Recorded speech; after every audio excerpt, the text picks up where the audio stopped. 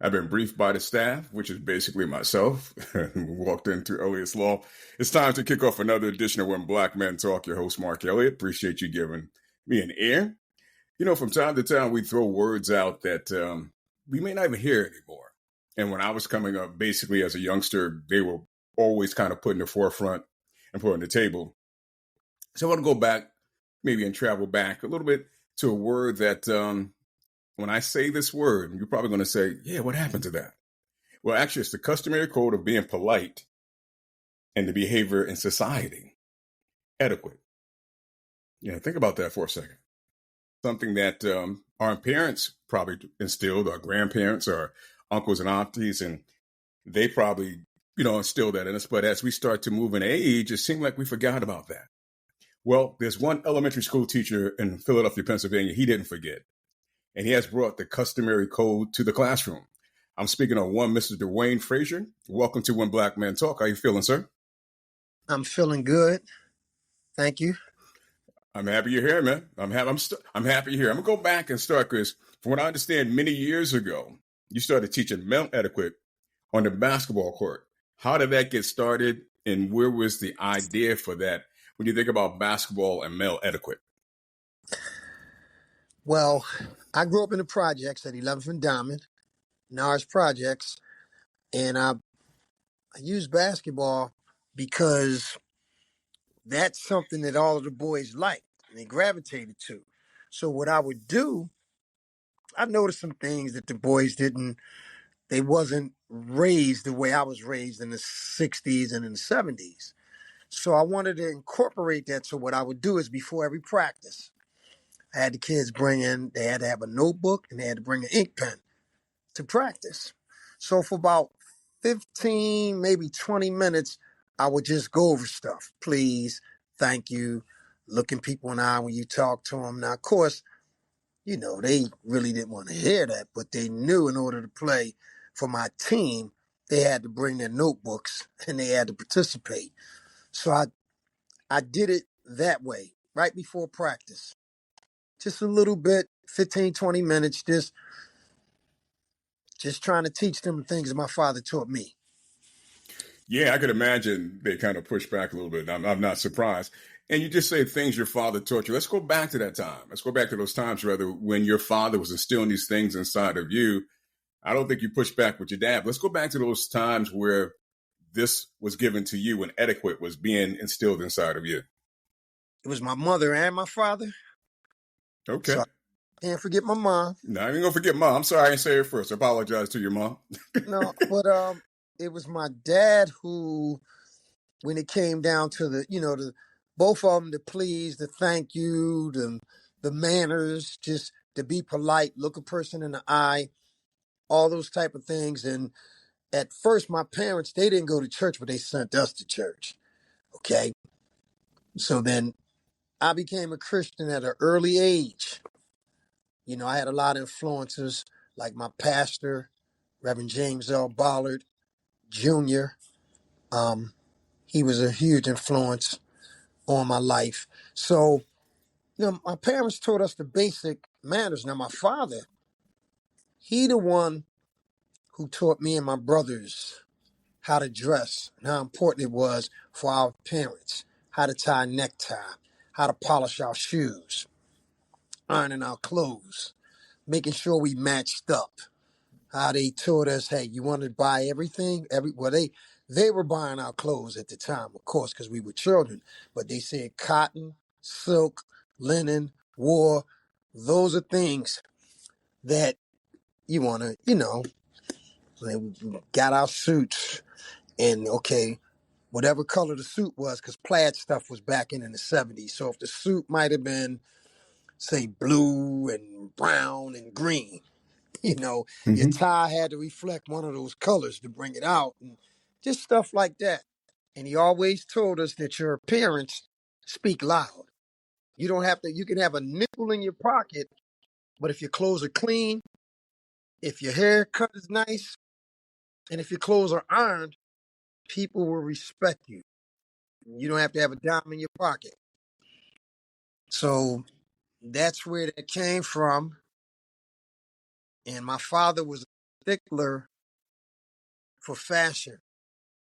And he dressed his age, but when you looked at my dad, he had a command presence about Mm, from his cologne, uh, nails were clean, his haircut was always lined up, mustache was trimmed.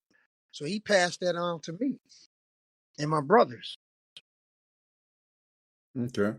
How many brothers did you have? And I know you teach in Philadelphia, Pennsylvania, but I got a funny feeling you weren't born in Pennsylvania. Yes, I was You Philadelphia, PA. No, I okay? was proud. Yes, Okay. So yeah. how many brothers do you have in your family? I'm the youngest out of seven. It's 5 boys and 2 girls. Okay, So I fine. have 4 brothers, 2 sisters. I'm the youngest. Okay, wow, nice size family. There's a time, if I understand, as I was learning more about you, you served in the country armed service for the country. How was that experience? Because going back to that, and sound a lot of things your father and your mother instilled, it seemed to me if I thought about it, it would kind of make the transaction kind of easier. For some folks that kind of go into the armed service, they have to kind of adjust to those type of things. But you having what was instilled inside of you should have made that. I would think that transaction went a little smoother. It was a little smoother, but it was a little bit rough for me because at the time I didn't know how to handle the racism. I was outspoken. Growing up in the projects, you don't let nobody get over on you. You always making sure you got your own back, and you taught not to trust anyone. And so I had never really dealt with white people before. I mean, I had some teachers that were white, but they were nice and sweet. So going into the military, when the racism was right dead in my face, but the transition, it was easy in a sense because I was used to, my dad. Um, my dad was, I understood the whole thing with the discipline, so I didn't have a problem from that. But what I didn't understand was the racism that I was going to be confronted with. I had never really dealt with white people, to that extent. I mean, I had some teachers, they were sweet, they were nice, but to have um like sergeants and stuff from other parts of the country just blatantly letting me know how they feel about me, I wasn't prepared to deal with that. My parents didn't want me to go in. They wanted me to go straight to college. I went in because 3 of my brothers went in and my father went in. So on the mantelpiece of my mom's of the house, right? You got the graduation picture, you got the prom picture, you got the military picture. I had the one brother who went to college, so his picture was up. So I said, okay, I'm 19 now, so it's time for me to go in. And I went in, and it was a good experience because the things that I learned in there it just added on to what my father taught me. And, I got in there and it was like, okay, I'm really not feeling this, but I'm going to do my time, make sure I get out with an honorable discharge. And that's what I did. So the lessons I learned, it helped me to deal with the day-to-day racism that I faced. Back then I was 19 when I went in and I got out at 22. So now I'm 61. So yeah, it helped me because I was outspoken and I learned that you don't have to speak. Everything that's on your heart and mind doesn't have to come out. Mm, And yeah, yeah, that's interesting. I mean, especially at an early age too. I'll go back to what you said. You don't have to speak everything has to come out, and that's even when it's not dealing with racism. That's something that a lot of us sometimes have to really understand and learn because every war, every battle doesn't have to be fought, especially with words. And it takes a little time to understand that.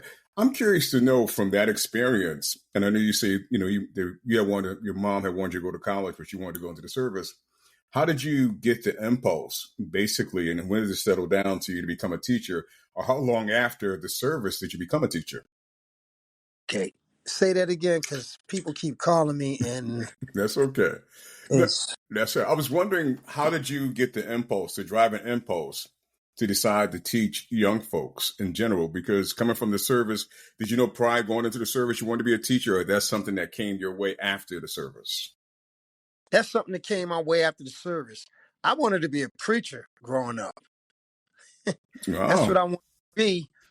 And from just going to church, growing up in the church, admiring my pastor, James L. Ballard Sr., and that's what I was bold. I was good at talking in front of people. And so I believe that that's what God wanted me to do, is become a pastor. But then you get older and you realize that it's more to it than just talking. hmm. I mean, I'm a minister now, Okay. but I'm not a pastor. Okay. Um, I discovered my gift for teaching in my early 20s because coaching and teaching is really the same thing. You can teach life lessons through any sport. And so when I was working in the youth ministry at my church, Christian Stronghold, I was on the youth ministry and I was teaching Wednesday night Bible studies, and different people said, "Oh man, you're real good at this, man. You ever thought about becoming a teacher?" And the more I did it, the more I liked it. So it was from working in youth ministry at the church, discovering that I had a gift of teaching, made me want to become a teacher because I was a firefighter for over 25 years. That was my career, Philadelphia firefighter. And at the time, it was a deputy chief named Al Nelson who had came to me and said, "Hey, we're going to collaborate with the school district, the Philadelphia Fire Department, where firefighting is going to be a trade. So we would like to pull you out of the field and have you teach." Because they knew I had already had, at that time, I had a bachelor's degree. And so I said, okay. I already had the bug for teaching from what I did in my church. So once I actually became a high school teacher, teaching the trade of firefighting, that just confirmed it. So I said, okay, I'm gonna when I retire from the fire department, I'm going to teach in a regular school, public school, and it won't be firefighting, it's gonna be teaching. Just and so then it was a documentary that I saw that had said that, if a boy doesn't pass the third or fourth grade um, PSSA exam, they usually go by how many prisons they're going to build 20 years from now from that. And then they were saying how they really need men, black men especially, in elementary school. And that's when I prayed and I said, okay, I'm going to teach elementary school because I was going to go back to high school where I was teaching when I was teaching the trade of firefighting. So that's what led me to teach elementary school because you don't see a whole lot of men in elementary school. No, you know, man. I'm glad you heed to the warning and not the warning, the calling. And that's beautiful right there because no, we don't really see, especially a lot of men of our color out there teaching. And that could be due to the fact that a lot of us look at it as an unvalued profession. But realistically, if we're not teaching our own, realistically, how can we expect them to basically come out and emulate who we are as men? So I'm happy to hear that after you retire from the fire service, the way it came to you and the way you went with them. And that's beautiful. It really is because Thank you. because we need that. We need that a lot. And you didn't stop there for the most part. After you came in, basically 4 years ago, if I understand correctly, you founded the Distinguished Young Gentleman Club at Lewis C. Casti Academics Plus School. So how long were you there before you started this gentleman's club? I started it like a month later when the principal interviewed me. She asked me what type of extracurricular activities would I want to do. So everybody assumes a black man, he's going to coach basketball. There you go. And I did that for years in the projects. I coached basketball. I ran my own leagues. And I said, well, I would like to start a distinguished young gentlemen's group as well as a debate team. And she said, really?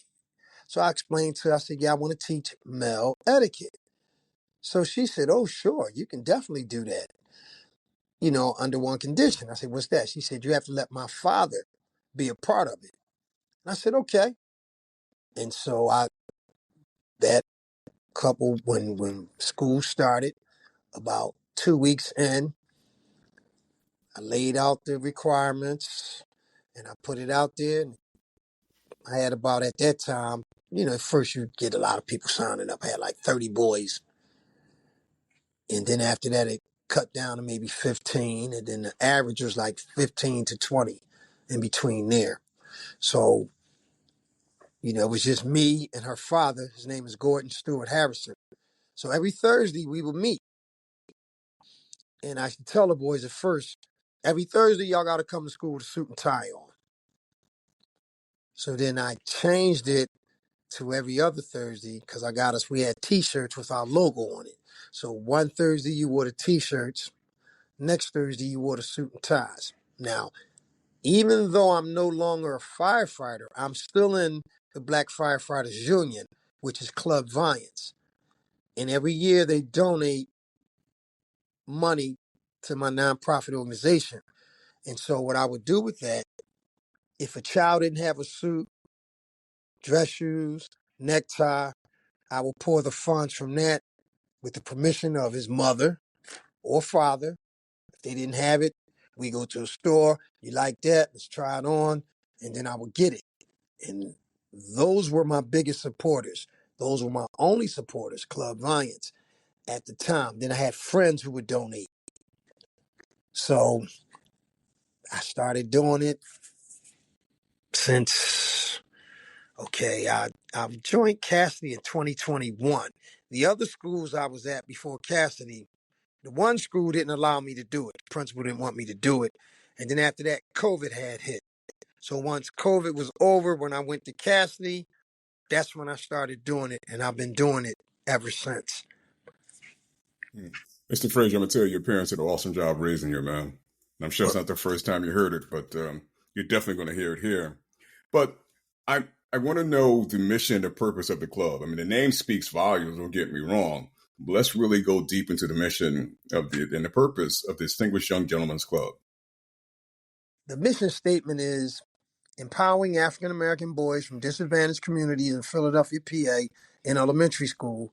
Distinguished Young Gentlemen cultivates confidence, character, and leadership through comprehensive etiquette and social skills training, enabling them to excel academically, professionally, and personally. That's the mission statement. The vision statement is our vision at Distinguished Young Gentlemen is to foster a generation of African American leaders who embody integrity, respect, excellence, equipped with the necessary social and interpersonal skills to navigate any environment with grace and confidence, thus breaking cycles of poverty and inequality in their communities. There it is, man. There it is. That speaks it right there.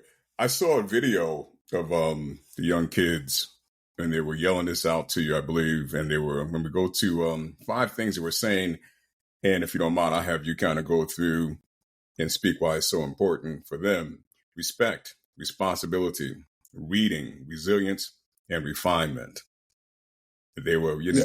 they was yelling that out, man. So that right there just grabbed me right there to see young males. Of course, at the time, I believe they were dressed in suits and ties. I love them in the bow ties too, but those 5 character traits, man, how are they a part of the club? Well, those what we call our 5 R's. And I kind of derived this from Morehouse have the 5 wells. So I kind of got mine is similar. And respect, we strive to respect ourselves and others. Responsibility, we hold ourselves accountable for our own thoughts, words, and deeds. Reading, we are well read and reflect on the meaning and relevance of uplifting literature.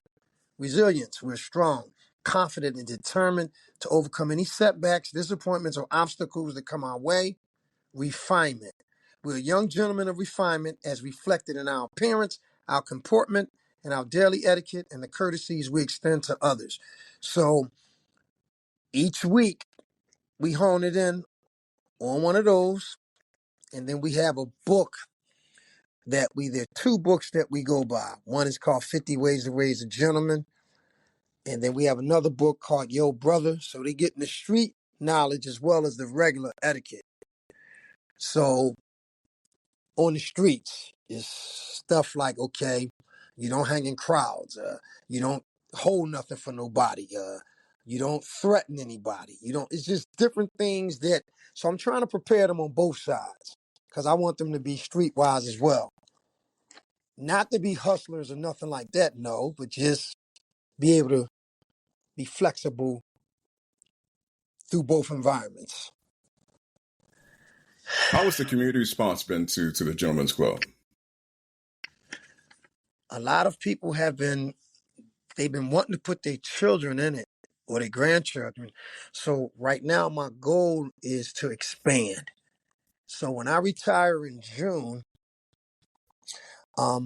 believing God to bless me with grants, I want to expand the program and either put it in every elementary school if possible, or put it in various neighborhoods. Like I want to put one in North Philly, one in South Philly, one in West Philly, one in West Oak Lane, one in Mount Airy, where I have two men, and we will meet Monday through Friday from 3:30 to 5 o'clock.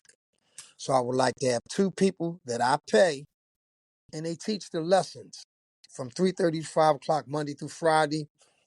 With Saturday, I like to go on a trip.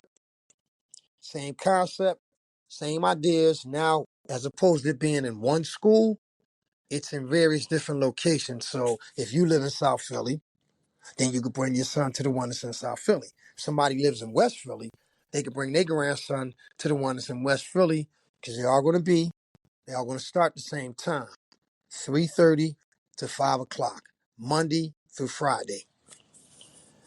That's That's, nice. that's the goal, which I'm working on that now, but it'll really take off Yeah. once I retire in June 2026. I like that, man. Love that a lot.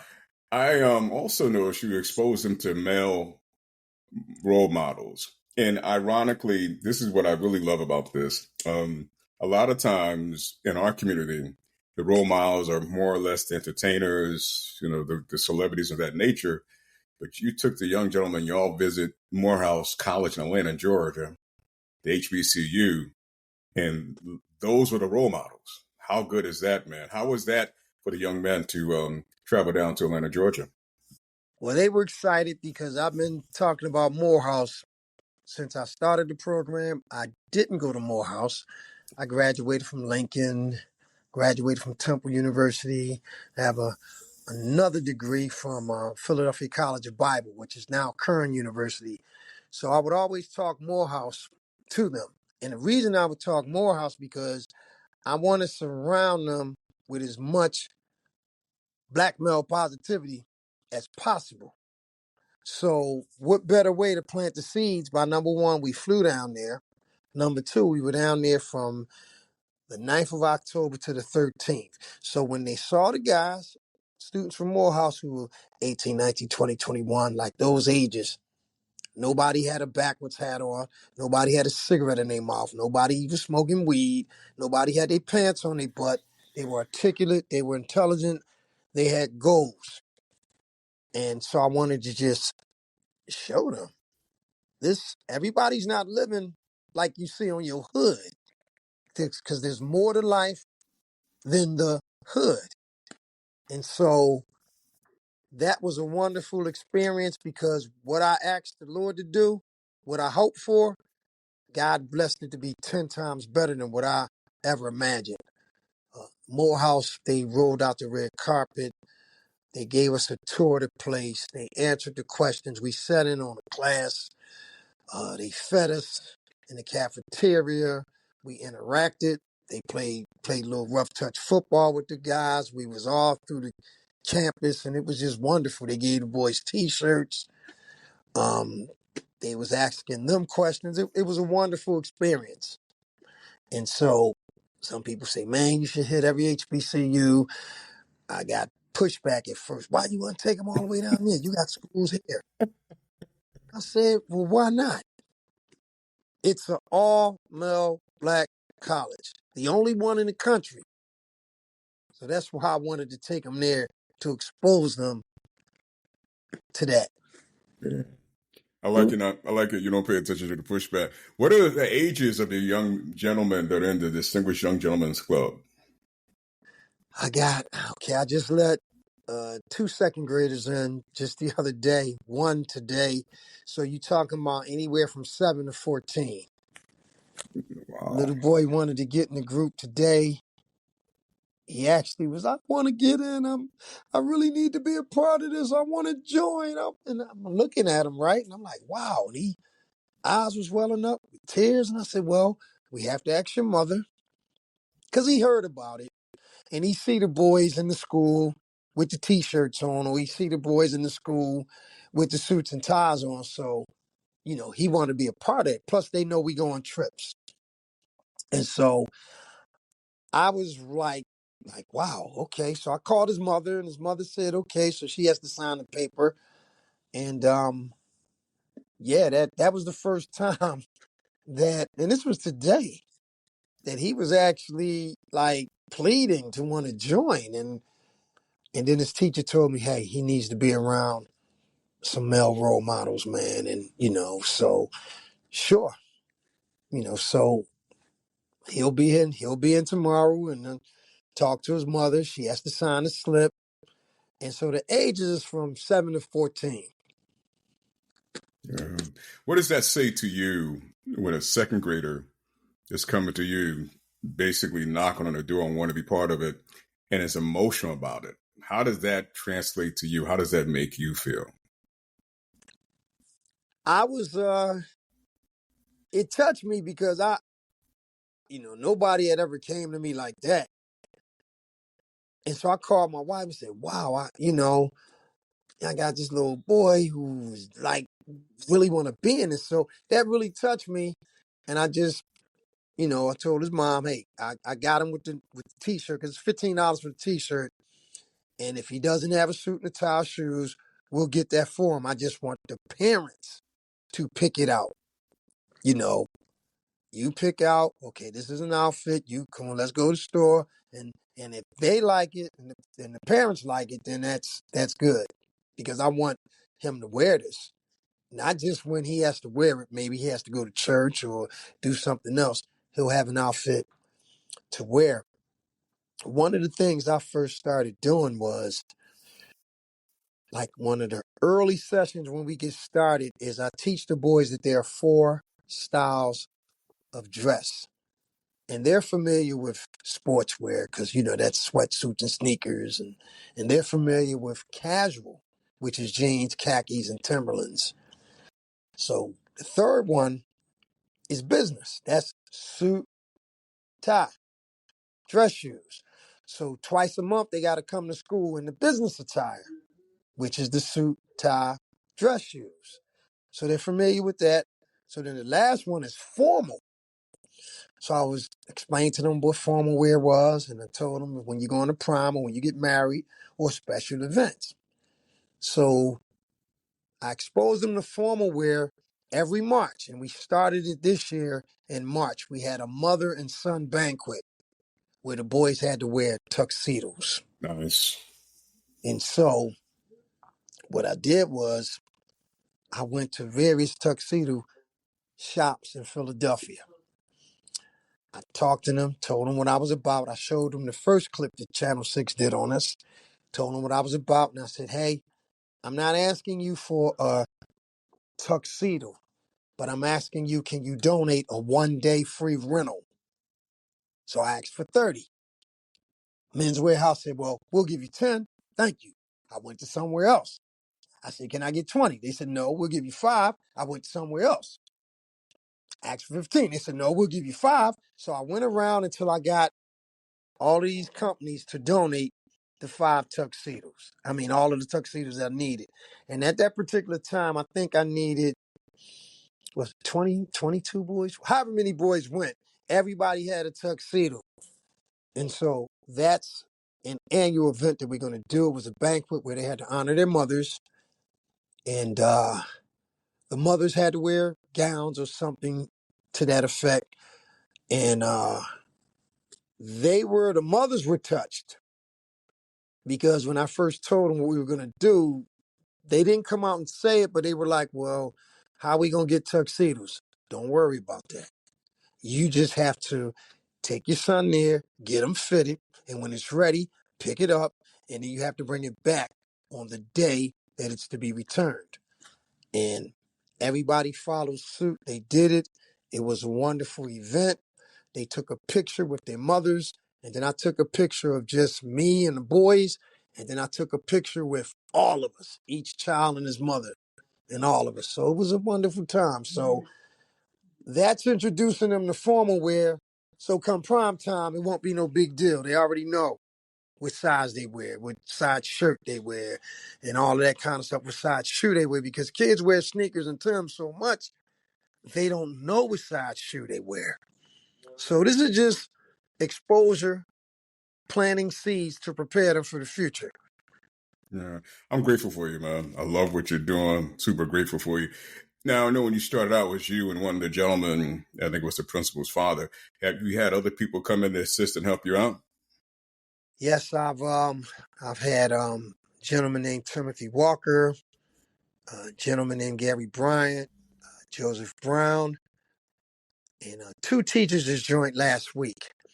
And so right now I got those five men, and my son, my oldest son, is 33 years old. We go away in the summer for a weekend retreat. My son comes every summer with the weekend retreat, and so when we do the retreat, that's for the fathers to come along too. Hmm. Now, fathers can't come to the mother and daughter banquet. I mean, the mother and son banquet, but the fathers can come to the retreat. And we had about two fathers and an uncle that came to the retreat. So the mothers can't come to the retreat, just like the fathers can't come to the mother-son banquet. So yeah, I got about right now, and then I got about maybe 5 to 6 people who've just come on board to help me out. You know, Yeah, real good stuff, man. Real good stuff. I'm glad that you stopped by to share. Another thing I want to ask you to do, being that you did stop by and share, man, because you're doing some amazing thing for our young men. I can't thank you enough from the bottom of my heart. And just sitting listening to you, man, I love how you're doing things, what you're instilling inside of them. In reality, the dividends are going to pay off in their life for a long period of time. Not only their life, they're going to turn around and pass it on to their relatives, their kids, I mean, people around them. So your works that you're doing and have been doing, man, is going to really spiral and be blessed to bless. They're going to bless many others. And I'm sure you're fully aware of that. But with that being said, I want to take time out and, if you don't mind, pray for our young men, because our young men are up against a lot of different things. And I don't know if we take time out to really set time aside to really go to God and pray for them. And if we're not praying for them, we can't expect other people not to pray for them. So true. if you don't mind, man, I would like for you to this is like for you to basically pray for our young boys, because they need it, man. We live in a world where it's not kind to us, and it wasn't kind to you and I as a young boy. And Right. in reality, it's not even it's coming. Maybe that kindness that wasn't there is even deeper, less kind now for a young gentleman. And it kind of Yeah. shows for that young kid that came to you. Realistically, you think about his young age, what he probably have seen so far, to where he don't want to be part of it. He wants to be part of something different. He yearns to be part of something, and that how beautiful is that? And he's Yeah. just one. There's thousands and millions that will come in no time at all. So if you would be so kind and gracious, lead us into prayer, please. Dear Lord, we thank you for this conversation, Lord. And God, I just want to lift the young African American boys all through the country, all through the city. Lord, that you would protect us, that you would bless them. God, that you would keep them out of trouble, Lord. Give them the desires of their heart. God, I pray that you would give them a mind, Lord, to have the courage, Lord, to pick the right choice, to make the right decision, Lord. I pray that you would bless their home life, bless their families, Lord. I'm asking you, dear Lord, that you would get the glory and honor out of their life, Lord. And in Jesus' name I pray. Amen. Amen. Thank you, sir. I want to thank you again for coming by, man. I hope this is not your last time, man. I'd like to check back with you from time to time and see how things are going as you start to open up more and continue on, man. My prayers are with you, bro. My prayers are with you. And at some point, Philadelphia is not too far. I'm in Connecticut, man. I'm gonna get down there and put a handshake on you, boss, because I love what you're doing. Which city in Connecticut? I'm in Hamden, Connecticut. Okay. Yeah. Wow. Okay. Yeah, Okay. we're not too far. We're not Now too that's far. about a 6-hour ride. Yeah, but Uh, we'll make that happen. But once again, man, I appreciate that. I think first, I want to thank you first for what you're doing, man. I'm inspired, and my heart goes out, and keep on going strong. But at the same time, thank you for coming by and sharing. Because when I came across your story, I said, I got to get this brother, reach this brother. So I was, in a sense, flipping over tables on what I had to get in contact with you. And reality is, man, it wasn't that hard to get in contact with you. And I like that. And a lot of times, our people that are doing things that you want to really talk to, they got their nose up like they don't want to talk to you. But they'll talk really? bro, I'm here to tell you. I'm here to tell you. You'll be surprised. But in reality, I like the fact that how you and I connected and it happened fast. And I admire that and I thank God for that. Well, thank you, sir. Thank you for having me on. Continue to pray for us. Yes, sir. And anytime you want to call to talk, you got my number. Yes, sir. Yeah, I'll definitely use it. I want to thank you for stopping by. Ladies and gentlemen, thank you for giving us an ear. It's from Black Men Talk, your host, Mark Elliott. God loves you. And I love you too. Take care of yourself. Take care, buddy. Thank you.